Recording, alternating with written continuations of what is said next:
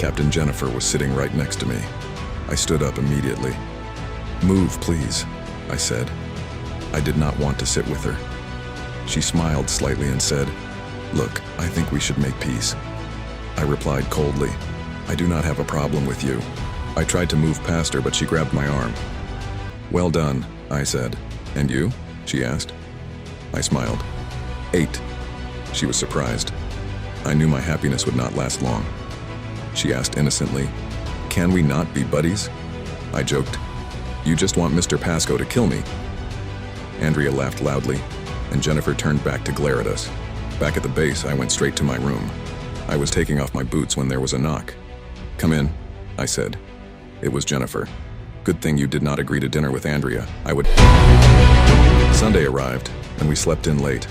By the time we woke up, it was already lunchtime. After freshening up, we headed to the dining hall, where only a few people were gathered. Leuna, the Japanese girl, was there with her teammate. She flashed a smile as soon as she saw me. "Check that out," Sardar Khan whispered. "Your performance yesterday really impressed the girls. Some guys have all the luck." I smiled back and said hello. Sardar Khan made a face. "She never smiles at me or even talks to me," he grumbled. I replied, "She doesn't know Urdu or Pashto, and you don't know Japanese or English. Why would she waste a smile on you?" As we sat down, Leuna asked, "How are you, Mr. Zeeshan?" I happily replied, "I am doing great, sister." Sardar Khan leaned in and whispered, "What if I learn Japanese?" I joked, "By the time you learn it, Leuna will be an old lady." Hearing her name, Leuna looked curious. "What are you saying about me?" she asked. I told her straight up, "My friend here wants to learn Japanese, but I told him it is useless because you will be old by the time he masters it." Leuna and Mansingh burst out laughing. Sardar Khan muttered, "You definitely said something messed up to make them laugh that hard. But honestly, it is worth it. She looks even more beautiful when she laughs. Should I tell her?" I said, "Go ahead. It does not bother me." As things got a bit awkward, I turned away. Leuna said playfully, "If your friend wants, I can teach him Japanese before I get too old." I translated that for Sardar. He replied, "I do not need to learn the whole language. Just teach her how to say I love you to someone." Mansingh roared with laughter at Sardar's response, but Leuna just blushed. "He looks so innocent." "Did he really say that?" she asked. I asked, "How can I make you believe me? Anyway, never mind." She turned her attention back to her plate. Sardar Khan asked me, "What is she saying?" I told him, "Sardar, I think dying a hero on a mission is better for you than facing your wife's wrath back home." He replied, "Where did she come from?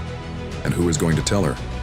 I joked, "So, you would rather take a bullet from Leuna? She is a great shot. She scored 10 points yesterday." Sardar looked worried. Sardar said, "You said her name again, and now she is looking at us. What must she be thinking?" I calmly replied, "She is not thinking about us. She is thinking about you." Leuna stood up and said, "I make really good coffee, Mr. Zeeshan." Mansingh stood up too. I replied, "Definitely. We will come over after dinner for a taste test." She gave Sardar a long look before walking away with Mansingh. "You were being so polite. You must have said something about me," Sardar grumbled. I told him, "No, man.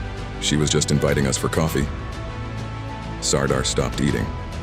"Then why did you say no?"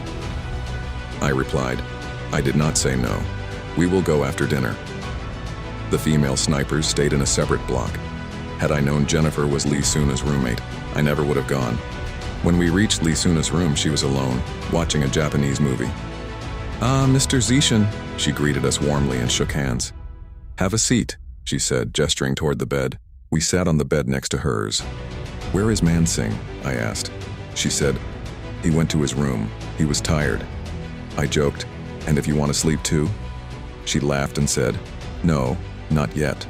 Sardar whispered, "Did you bring me here just to look at her?" I smiled. Leuna asked, "What are you talking about?" I said, "He says I brought him as a translator, but I am doing all the talking." "Oh, he is clever," she said, standing up. "Let me make some coffee." Sardar Khan asked, "What did you tell her?" I said, "Exactly what you said." He replied, "Tell me her answer too." I said, "She is making coffee." Sardar made a face. "We could have made coffee in our own room." Just then, The door opened and Jennifer walked in. She froze when she saw us. Leuna quickly said, "Jenny, come in. I am making coffee for our guests. Want some?" Jennifer ignored her and said coldly, "My code of conduct does not allow strangers on my bed." Jennifer continued, "Especially without permission." Leuna got nervous. "Oh, Jenny, sorry, it is my fault. I told them to sit there." I grabbed Sardar's hand and stood up. "We did not know this was your bed, or we would not have sat here." Jennifer said some pretty harsh things in English. I signaled Sardar to leave. Leuna pointed to 2 chairs in the corner. "Zeeshan, stay. Sit on the chairs." She was upset by our reaction. "No thanks, the coffee invite was enough," I said. As I walked out with Sardar, Jennifer did not say another word but kept glaring at me. Outside, Sardar asked innocently, "Now what happened?" "I just follow you around like a lost puppy." I explained. "The captain had a problem with us being there." He asked, "Is it not also Leuna's room?" I said, "Sure, but we are not going to start a fight there. She would just take it as a win." She might have said something I could not handle, and things would have escalated quickly. Monday began with a lecture from Major James Methley. "Welcome back, everyone. Being a good marksman is important, but it is not everything. A good sniper is always a good marksman, but a good marksman is not always a good sniper. Sniping requires more: observation, endurance, great memory, and quick decision-making. You need to withstand hunger, thirst, heat, and cold. If I talk about memory, I bet not one of you can stand up and name every person in this class. You have been together for a week now. Am I wrong?" Major James looked around. Jennifer in the front row turned back and gave me a meaningful look. I stayed silent. I could have proven him wrong, but he was my instructor. "My father always told me never to challenge a teacher's authority." Major James continued, "That was just an example.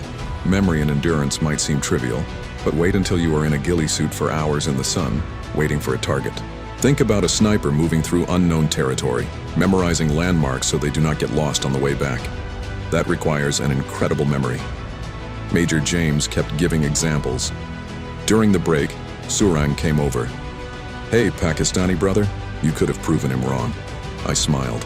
"What is the point?" He said. He would have been impressed. I shook my head. Maybe, but I would lose his respect. A teacher's challenge is meant to educate, not to be beaten. I told Surang, if I had stood up, the lesson he was trying to teach would not have hit home for the others. Surang nodded.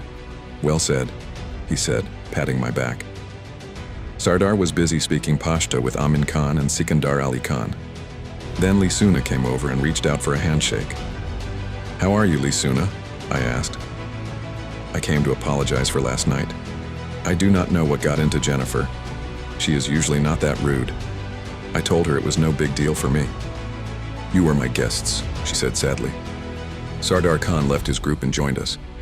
I asked him, "Were you not practicing your Pashto?"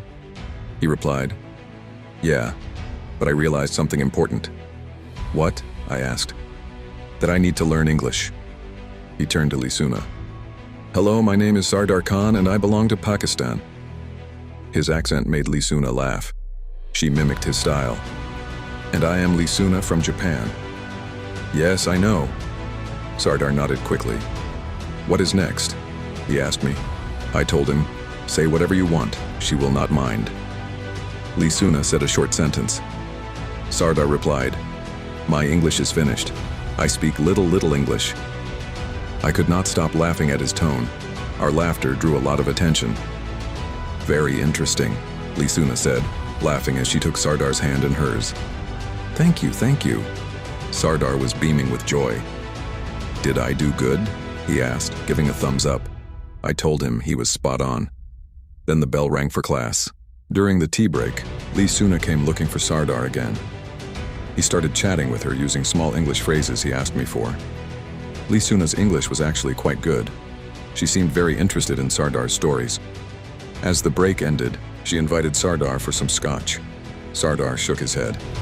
"Oh no, Leuna, dirty thing." She laughed. "But why?" Sardar turned to me. "What do I say now?" I said in English that drinking is forbidden in our religion. Leuna asked me, "But Zeeshan, what does food or drink have to do with religion?" I explained, Islam is a complete way of life. For a Muslim, it is not just about prayer. Every action is guided by faith. She asked, "So do you follow every rule perfectly?" I replied, "For us two, the answer might be no. But in our country, millions of Muslims do follow every aspect of the faith strictly." She asked, "If you do not follow everything, why skip the drink entirely?" I explained, "There are certain things that are strictly forbidden, and alcohol is one of them." Sardar complained, "Man, you have got her caught up in this debate. Let me practice my English." I snapped back, "I know how to speak English too." He said, "Fine, but I understand Leuna better." She asked, "What are you guys arguing about?" I told her, "He wants to learn English from you, so please talk to him." I leaned back as she turned her attention to Sardar. The first week was all classroom work, lectures and videos about sniping. Even though we had experience, we were learning a lot. We got to handle sniper rifles and try on ghillie suits. For our exercises, we used paint ammunition. These are plastic bullets filled with red paint that leave a mark where they hit. One morning after breakfast, we were told to hide in our pits. We were in pairs, and our task was to stay hidden all day and wait for a target to show. The target could appear at any moment, and we had 1 minute to take the shot. Cameras monitored our every move. The area was lush green, so we used lots of vegetation to hide our pits. As soon as we got settled, Sardar offered me some coffee. I said, "The instructors know people like you. They will not let a mistake like that happen." Sardar shot back, "I was not talking about you and Jennifer, so do not bring bad intentions into this conversation right now." I said, "You know we like each other." He said, "You are delusional. That captain was watching your every move." I said, "She just has a grudge against me." He replied, "No, she wants you to chase her." I asked, "Are Surang and Mansingh not enough?" He said, "They have been hanging around Leuna too." I asked, "What do you mean?" He said, "Just stay behind me." Before he could finish, a shot rang out. Someone found their target. "Looks like the wait is over for someone," Sardar agreed. Suddenly, my message receiver chirped. "For Sardar Khan, 90 degrees, 500 meters, red balloon, time 1 minute." I alerted him immediately. "Sardar, to the right, 500 meters. That balloon is your target. Your time starts now." Sardar adjusted his range and aimed without hesitation. My eyes were on the watch. 35 seconds passed. "Sardar, you have 25 seconds left," I warned. With 15 seconds to spare, he fired. The balloon popped. "Nice job, Sardar." Sardar made a face. "You said I had time," I replied. "I only said that so you would not miss. Every 5 seconds saved is a bonus point." He asked, "So if someone hits it in 5 seconds, they get 11 bonus points?" I nodded. "Why did you not tell me sooner?" he complained. I said, "I did, but you were too busy with Leuna." He replied, "Honestly, Leuna looks exactly like my wife back home." I laughed. "Sure she does. All girls look the same to you, I guess." Time flew as we chatted. In the afternoon, my receiver chirped. "For Raja Zeeshan Haider, 270 degrees, 400 meters, balloon, time 1 minute." I immediately got into position, set the range to 400 and fired without delay. The balloon exploded. Sardar announced, "Only 8 seconds." I took a deep breath. It was a perfect shot. Within half an hour, we were cleared to head back. We gathered at the bus parking for the hour-long trip back to the training base. I took a window seat. Sardar had not boarded yet. I looked out the window and saw 2 balloons in the distance. "Sardar, look, those missed shots," I said. Then, someone cleared their throat. I turned around and was stunned. Captain Jennifer was sitting right next to me. I stood up immediately. "Move, please," I said. I did not want to sit with her. She smiled slightly and said, "Look, I think we should make peace." I replied coldly, "I do not have a problem with you." I tried to move past her, but she grabbed my arm. "If there is no problem, then sit." I pulled my arm away and stepped over her to get out. I could not see Sardar anywhere. He was probably on another bus with Leuna. I spotted an empty seat next to Andrea Burton, who looked weird in her ghillie suit. "Officer, can I sit here?" I asked. She smiled. "I would love that." I thanked her and sat down. She told me she got 7 bonus points today. "Well done," I said. "And you?" she asked. I smiled. 8. She was surprised. I knew my happiness would not last long. She asked innocently, "Can we not be buddies?" I joked, "You just want Mr. Pasco to kill me." Andrea laughed loudly, and Jennifer turned back to glare at us. Back at the base, I went straight to my room. I was taking off my boots when there was a knock. "Come in," I said.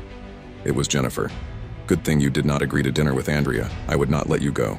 I ignored her and kept unlacing my boots. Then Sardar walked in. He stopped when he saw Jennifer. She shook his hand. Sardar tried to show off his English again. Jennifer suggested they all go out for dinner, including Leuna. Sardar was thrilled, but when I refused, he was shocked. Jennifer said she liked me and that is why she was stopping me. I told her I did not need her approval. Please subscribe and hit the bell icon for more military stories.